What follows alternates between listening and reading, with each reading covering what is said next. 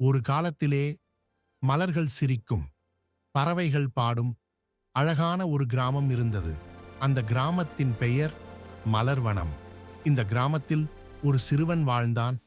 அவன் பெயர் கண்ணன். கண்ணன் ரொம்ப சுறுசுறுப்பான பையன், புத்திசாலி, ஆனா கொஞ்சம் பொறுமை இல்லாதவன். எனக்கு எல்லாமே இப்பவே வேணும், இதுதான் அவன் பிடித்த வார்த்தை. ஒரு நாள் மாலை கண்ணன் வெளியே விளையாடிக் கொண்டிருந்தான். அப்போ அம்மா கூப்பிட்டாள், கண்ணா, இருட்டாகுது, வெளியே போகாதேப்பா. ஆனா கண்ணன் சிரித்துக்கிட்டே, சும்மா பார்த்துட்டு வந்துடுவேன் அம்மான்னு சொன்னான்.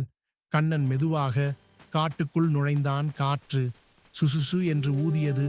ஆந்தை ஹூ ஹூன்னு கூவியது. கண்ணனுக்கு கொஞ்சம் பயம் வந்தது. ஆனா அவன் தைரியமா முன்னே நடந்தான். அப்போ ஒரு பெரிய மரத்தருகே வந்தான். திடீர்னு ஒரு குரல், கண்ணா, யா யார் அதுன்னு கண்ணன் பயந்தான். நான் தான், இந்த காட்டின் மரம். கண்ணன் ஆச்சரியத்திலே நின்றான். மரம் மெதுவா சொன்னது, கண்ணா, உனக்கு நான் 3 ஆசைகள் தருவேன். கண்ணனுக்கு சந்தோஷம் தாங்கல.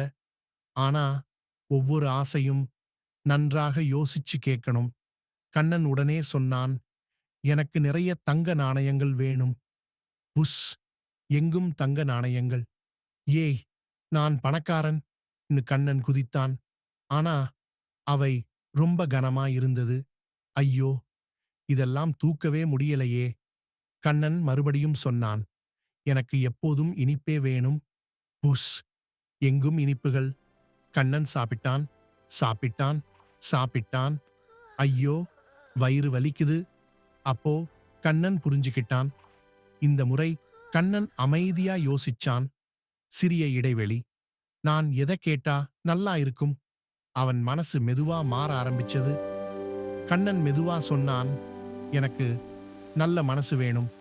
அம்மா அப்பா சொல்றதை கேட்க, நண்பர்களுக்கு உதவ, பொறுமையா இருக்க. மரம் சிரிச்சது. இதுதான் சிறந்த ஆசை, கண்ணா. அடுத்த நொடி கண்ணன் வீட்டுக்கு முன்னாடி நின்னான். அம்மா ஓடி வந்து, கண்ணான்னு கட்டிக்கிட்டாள். கண்ணன் சிரிச்சபடியே, அம்மா, இனிமே நான் கேட்பேன். அதுக்கப்புறம் கண்ணன் மாறிட்டான். நண்பர்களுக்கு உதவி செய்தான். படிப்பில் கவனம் செலுத்தினான். வீட்டுல எல்லாருக்கும் உதவினான். எல்லோரும் சொன்னாங்க, கண்ணன் ரொம்ப நல்ல பையன். ஒரு நாள் கண்ணன் மறுபடியும் காட்டுக்கு போனான். நன்றி மரமேன்னு சொன்னான்.